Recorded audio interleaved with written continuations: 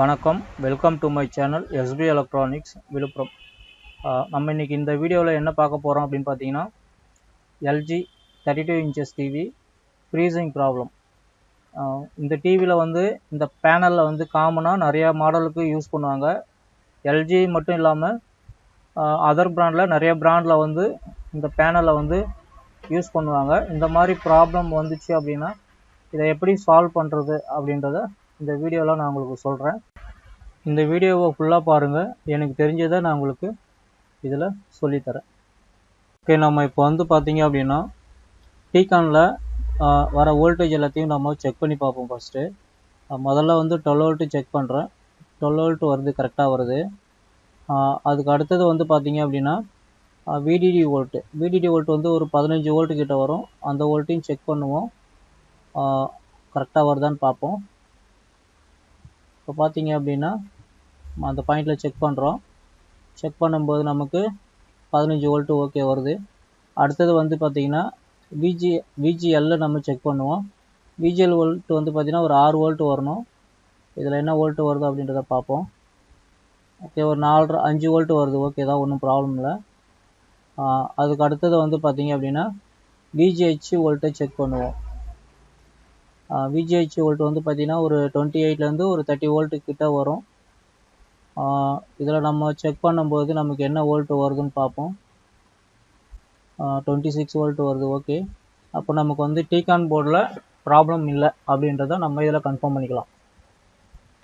இப்போ நீங்கள் அடுத்து ஒரு சேட் காமிக்கிற பாருங்க. இந்த சேட்டில் வந்து ரவுண்ட் பண்ணி இருக்கிற இடத்துல தான் வந்து ப்ராப்ளம். இங்கே என்ன ப்ராப்ளம் அப்படி இருக்குதுன்னு பார்த்தீங்க அப்படின்னா, இன்னொரு சேட் இந்த பக்கம் போட்டிருக்கோம் பாருங்கள், ஓடிடி ஈவன். இந்த 2 பாயிண்டில் இருக்கிற வோல்டேஜ் வந்து பார்த்தீங்க அப்படின்னா 26 வோல்ட்லேருந்து -8 வோல்ட்டு, -8 வோல்ட்லேருந்து 26 வோல்ட்டு. ஸோ இப்படி வந்து பார்த்தீங்க அப்படின்னா இந்த 2 பாயிண்டில் வந்து மாறி மாறி வரும். ஸோ இதுதான் ப்ராப்ளம். அதை நம்ம எப்படி இந்த ஃபால்ட்டை சரி பண்ணுறோம் அப்படின்றத நம்ம அடுத்தது பார்ப்போம். ஓகே, நம்ம இப்போ வந்து சேட்டில் பார்த்த மாதிரி டிகானில் நம்ம பார்ப்போம். டிகானில் நம்ம பார்க்கும்போது அங்கே மேலே வந்து பார்த்திங்க அப்படின்னா அதை வந்து பிரிண்ட் பண்ணியிருப்பாங்க, ஓடிடி ஈவன் அப்படின்னு 2 பாயிண்ட் அங்கே நிறையா லைனாக பிரிண்ட் பண்ணியிருப்பாங்க. நமக்கு அந்த 2 பாயிண்ட்டு தான் வேணும். நம்ம இப்போ அந்த பாயிண்டில் செக் பண்ணும்போது பார்த்திங்க அப்படின்னா 26 வோல்ட்டு -49 வோல்ட், இது 2 வோல்ட்டு மாறி மாறி வரும். இது ஈவன்லேயும் அப்படி தான் வரும். அடுத்தது வந்து பார்க்கும்போது ஓடிடி பின்லேயும் உங்களுக்கு வந்து அதே மாதிரி தான் சேம் வரும். ஸோ நமக்கு இந்த 2 வோல்ட்டும் மாறி மாறி வர்றதுனால தான் படம் வந்து ஃப்ரீசிங் பிக்சராக வருது. நம்ம இதை இப்போது நம்ம பார்த்த விஷயம் எல்லாமே வந்து பார்த்திங்க அப்படின்னா டிகான் போர்டு நமக்கு தெரிஞ்ச வரைக்கும் நல்லா இருக்குது. நம்ம செக் பண்ண வரைக்கும் நமக்கு தெரிஞ்ச வரைக்கும் நல்லா இருக்குது. இந்த ப்ராப்ளத்தை வந்து நம்ம வந்து பார்த்திங்க அப்படின்னா இதுக்கு வந்து ஒரு ஆல்டர்னேட் மெத்தடில் தான் நம்ம இதை வந்து சரி பண்ண போகிறோம். ஓடிடி ஈவன் இந்த 2 பாயிண்ட்டை நம்ம வந்து கட் பண்ணி விட்டுட்டு நம்ம வந்து செப்பரேட்டாக வந்து விஜிஹெச் வோல்ட்டை கொடுத்து தான் நம்ம இதை வந்து அரெஸ்ட் பண்ண போகிறோம். ஆனால் இது வந்து பார்த்திங்க அப்படின்னா டெம்பரவரி சொல்யூஷன் தான். இது ரொம்ப நாளைக்கு லைஃப் வராது. இப்போதைக்கு நம்ம இந்த ப்ராப்ளத்தை சால்வ் பண்ணி யூஸ் பண்ணிக்கலாம். இப்போ நீங்கள் பார்க்குற ஒரு சேட் வந்து பார்த்திங்க அப்படின்னா ஈவன் பாயிண்ட்டு, அடுத்தது ஓடிடி பாயிண்ட்டு, இது ரெண்டும் வந்து பார்த்திங்க அப்படின்னா ஸ்கேலார் போர்டில் எந்த இடத்துல லொக்கேட் ஆகிருக்கு அப்படின்றத உங்களுக்கு மார்க் பண்ணி காமிச்சிருக்கேன். ஸோ இதில் பார்த்தீங்க அப்படின்னா 6வது பின்னு 7வது பின்னு தான் வந்து பார்த்திங்க அப்படின்னா ஈவன் ஓடிடி பாயிண்ட்டு. ஸோ நம்ம இதை என்ன பண்ணணும்னு கேட்டிங்க அப்படின்னா இதை கட் பண்ணி விட்டுட்டு பைபாஸ் மெத்தடில் ரெடி பண்ணணும். கட் பண்ணுற மெத்தட் பார்த்தீங்க அப்படின்னா இந்த மாதிரி ஒரு நைஃப் எடுத்து ஈவன் பாயிண்ட்டையும் ஓடிடி பாயிண்ட்டையும் 2 பின்னையும் வந்து கரெக்டாக பாயிண்ட்டையும் கட் பண்ணுங்கள். கட் பண்ணும்போது அந்த லாக்குக்கு மேலே தான் கட் பண்ணணும், அந்த பாயிண்ட் இருக்கிற இடத்துல கட் பண்ணக்கூடாதுங்க. இந்த பாயிண்டில் வந்து பார்த்திங்க அப்படின்னா முதல்ல வந்து ஓடிடி ஈவன் பாயிண்ட் எது அப்படின்றத நமக்கு முதல்ல கண்டுபிடிக்கணும். இங்கே வந்து பார்த்திங்க அப்படின்னா 6, 7 தான் ஓடிடி ஈவன் பாயிண்ட்டு.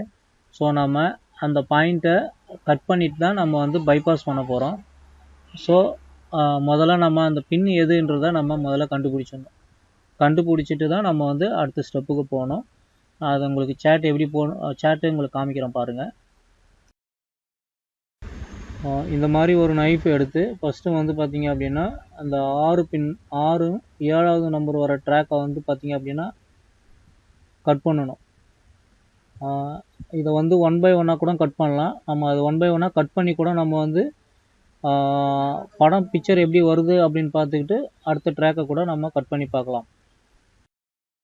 நம்ம இப்போ வந்து பேனலில் வந்து ட்ராக் கட் பண்ணிட்டோம் அப்படின்னா நம்ம வந்து விஜிஹெச் பாயிண்ட்டை வந்து டீகானில் வந்து ஒரு லைன் வச்சு ஜம்பர் வச்சு அடித்தாலே போதும். அதேமாரி இதை வந்து ப்ராப்பராக பண்ணணும், மிஸ் ஆகாமல்.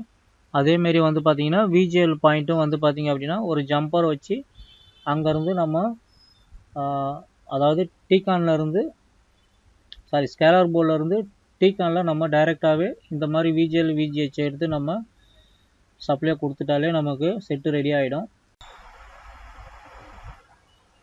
இப்போ நம்ம ஸ்கேலர் போர்டில் அந்த பின் கவுண்ட் பண்ணி செக் பண்ணி பார்ப்போம். இப்போ நம்ம டீகானில் செக் பண்ணீங்களா, ஓடிடி ஈவன் இது 2 பாயிண்ட்டும் வந்து இங்கே தான் வரும்.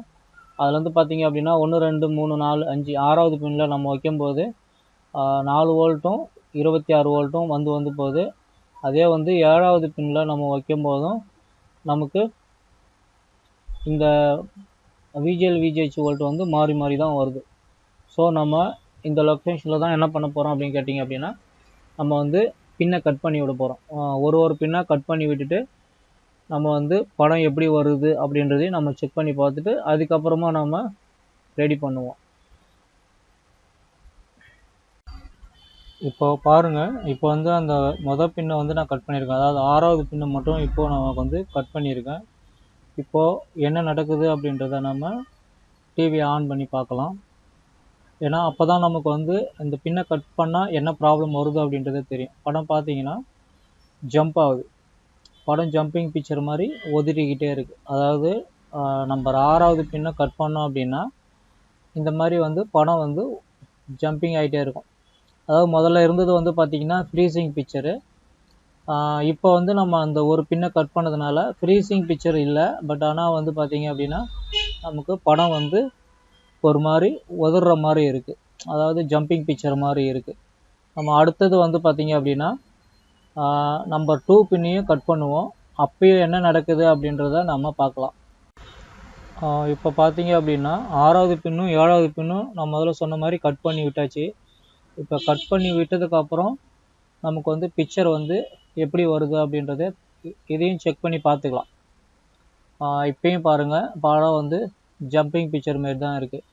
ஸோ 6வது பின்னும் 7வது பின்னும் நம்ம கட் பண்ணி விட்டால் படம் வந்து அந்த ஃப்ரீசிங் ப்ராப்ளம் இல்லாமல் படம் ஜம்ப் ஆகுது. ஸோ இதுதான் வந்து ஃபால்ட்டு.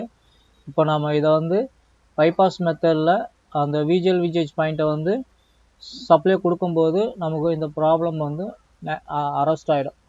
அதுக்கப்புறம் டிவி ரெடி பண்ணி நான் உங்களுக்கு காமிக்கிறேன் பாருங்கள்.